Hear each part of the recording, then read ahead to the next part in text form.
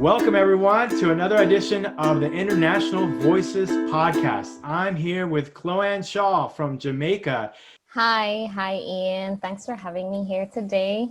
Thanks for joining us. You grew up in Jamaica. Were you in Kingston or another city? Where did you grow up? I grew up in a city called St. Andrew, which is nearby Kingston, pretty much. So we have parishes. We have parishes, not states. And we have two cities in the whole country. Kingston and Montego Bay are our two cities. And I grew up in Jamaica for the first 17 years of my life. And then I came to the US for university at 17. And then I've been back and forth since then till now. I just came back to get my master's. Wow. So at 17, you left Jamaica's educational system and came to the United States. Did you notice some big changes right away? The biggest change that I had was how English papers were edited. In Jamaica, for our essays that we would write, it was very content based. Like we were judged on the content and not so much the structure of sentences. For example, commas. So when I came here, I learned about comma splices and, when you need a comma, when you don't need a comma, all of that. And so I started off getting really low grades on my English papers because of commas. Like it would be a great paper, but because of commas, I got marked down. So that was one difference that I encountered. They're just different things that our educational system looks for versus here in America. What university did you come to when you came to the US? I came to Nicholls State University in Thibodaux, Louisiana. And how about the local culture there? From Jamaica, was it a big switch? No, actually, surprisingly, it was not, because in Jamaica, when they were prepping us for when we were doing SAT classes and our coach was prepping us for coming to school in the US, one thing that he told us was that the food is going to be different. Not so much about the culture, but definitely the food is that you are going to miss the food.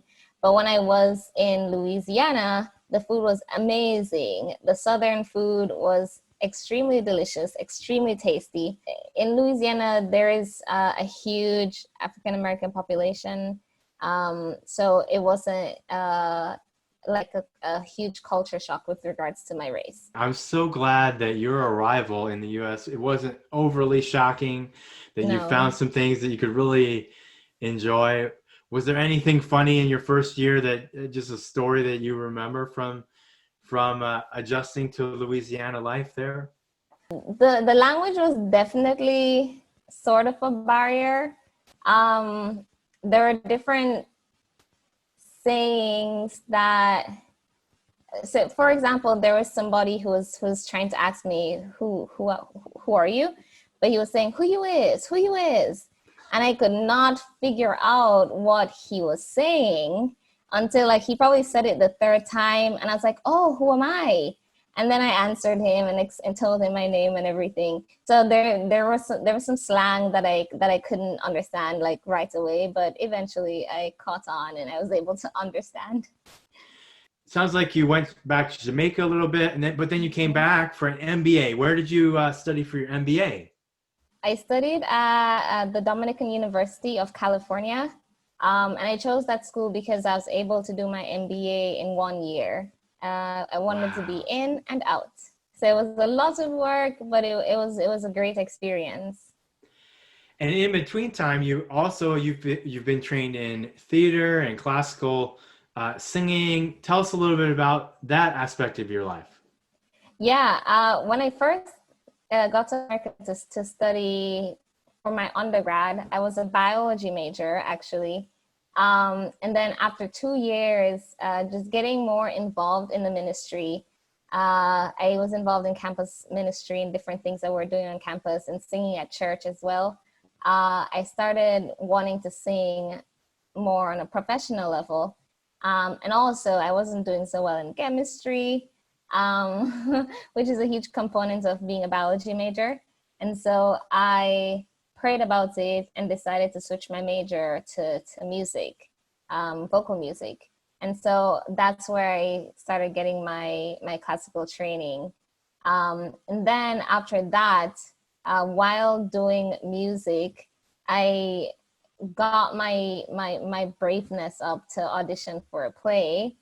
And when I was on stage auditioning for that play, um, I had the most freeing feeling that I've felt, even with anything that I have done on stage, right? Because I used to sing a lot on stage for my vocal music lessons, or during my vocal music lessons, I'd sing a lot publicly.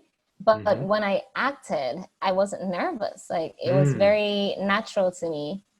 And so I I took a break. I didn't After 2 years of doing music, I took a break and went back home to figure out myself, because even in that time I went through this like emotional crisis where I felt lost. I didn't know where I was going. I went through a season of depression.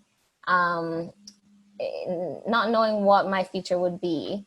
And so when I went back home to get better and to get myself better to finish school, I took that time to pray about changing my major again to theater. And Mm-hmm. I did. And I came back to the US and finished my degree in theater.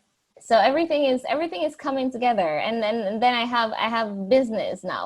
Because I just got my master's in business. Yeah, tell us about your Um, business. and that's like another component of my life now.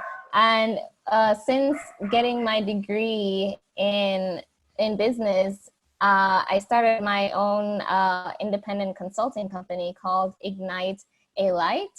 And with this company, I hope to help businesses that are struggling to make a profit and they have problems within their processes or within how the management manages, or within their financial structure, that they need somebody to come in and analyze things. But I also help businesses that are also doing well, but they want somebody to come in to help them either to pivot, especially during this time of COVID. Because as an entrepreneur, it's not everything isn't laid out in front of you No. right off the bat. So you still have to figure out your business while you help other people with their businesses. And I started this business just in December of 2019.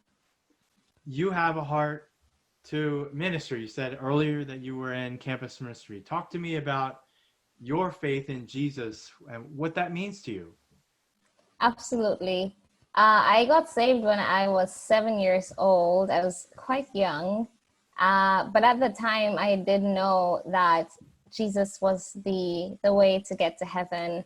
And I didn't have him in my heart, and I wanted him in my heart. So I knew the basics of being a Christian, and I grew up in church. My daddy's a pastor. My mother has worked closely with him in the church. Um, but it wasn't until I came to the US to college that my faith got deeper. And that's very probably different from some people, because you'd hear, of course, you come to the US and you come to college and you have the world at your fingertips and all these different cultures and religions, because Jamaica is a predominantly Christian country. So the effect of coming to America was very good, because right away I got involved with the Christian ministry on campus, and I had friends there who were they were all out for Christ. They had given themselves to Christ fully, and so they just inspired me and helped me. Stay tuned for part 2 of Chloe-Ann's story.